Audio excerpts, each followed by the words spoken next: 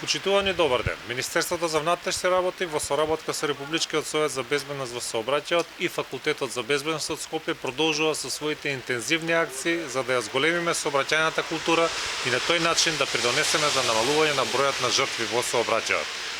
Она што го правиме очигледно е дека дава резултати.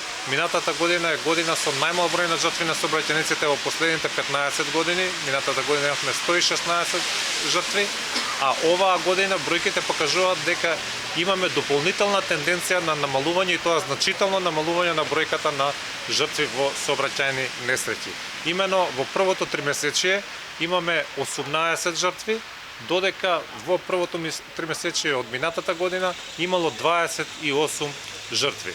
Доколку пак го споредиме март месец оваа година, имаме 4 жртви, а минатиот март имало 16 жртви, значи дури 4 пати повеќе жртви на сообраќајниците во државата.